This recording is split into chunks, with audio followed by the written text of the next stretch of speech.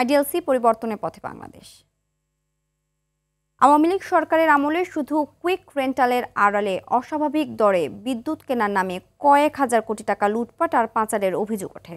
তবে সম্প্রতি বিদ্যুৎ ও জ্বালানি দ্রুত সরবরাহ বৃদ্ধি বিশেষ আইন 2010-এর 9 ধারায় দায় মুক্তির বিধান অবৈধ ঘোষণা করে হাইকোর্ট। এতে বিদ্যুৎ খাতে দুর্নীতি বন্ধ হবে বলে প্রত্যাশা সংশ্লিষ্টদের। সাদ মাহমুদের রিপোর্টে থাকছে বিস্তারিত।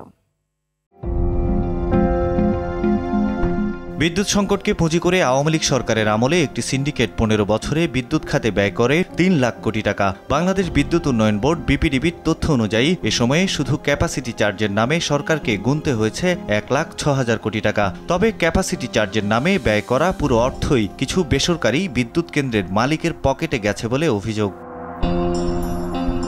জরুরি ভিত্তিতে বিদ্যুতের ঘাটতি মেটানোর জন্য কুইক রেন্টাল বা ভাড়া ভিত্তিক বিদ্যুৎ কেন্দ্র চালু করে আওয়ামী লীগ সরকার। 2010 সালে বিনা টেন্ডারে দায় মুক্তি আইন বা বিদ্যুৎ ও জ্বালানি দ্রুত সরবরাহ বৃদ্ধি আইন করে এসব বিদ্যুৎ কেন্দ্রের লাইসেন্স দেয়া হয়। বিপিডিবি জানায়, কুইক রেন্টাল বিদ্যুৎ কেন্দ্রগুলোকে 80 থেকে 85% সক্ষমতায় ব্যবহার করা হবে এমন শর্তে লাইসেন্স দেয়া হয়। অথচ এসব বিদ্যুৎ কেন্দ্রে বছরের 70 থেকে 75% সময়ই বিদ্যুৎ উৎপাদন হয়নি। আবার বিদ্যুৎ না কিনলেও চুক্তি অনুসারে সরকারকে নির্দিষ্ট পরিমাণ অর্থ পরিশোধ করতে হয়েছে। 2013 সালে সংসদে বিএনপি নেতারা কুইক রেন্টালকে ভ্রান্ত নীতি বলে আখ্যা দিলেও সরকারের পক্ষ থেকে বলা হচ্ছিল ক্রমবর্ধমান চাহিদা মেটাতে দ্রুত উৎপাদন বাড়াতে এর বিকল্প নেই। অবশেষে গত 14 নভেম্বর বিদ্যুৎ ও জ্বালানির দ্রুত সরবরাহ বৃদ্ধির আইন 2010-এর 9 ধারায় দায়মুক্তির বিধান অবৈধ ঘোষণা করে হাইকোর্ট। এতে বিদ্যুৎ খাতে লুটপাট বন্ধ হবে বলে প্রত্যাশা সংশ্লিষ্টদের।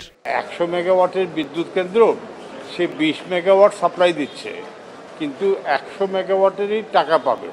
অর্থাৎ এটা লুটপাটের বিশেষ বিধান আইন হয়ে গেছে। এই চুক্তির ব্যাপারে কোনো আদালতে প্রশ্ন করা যাবে না, মামলা তোলা যাবে না, চ্যালেঞ্জ করা যাবে না। আদালত এই 6-2-কে অসাংবিধানিক ঘোষণা করেছেন। সৈয়দ মাহমুদ, RTV। মেয়ের জন্য ফিউচার প্ল্যান করে রেখেছি আমার ফাইন্যান্সিয়াল পার্টনার আইডিএলসির সাথে।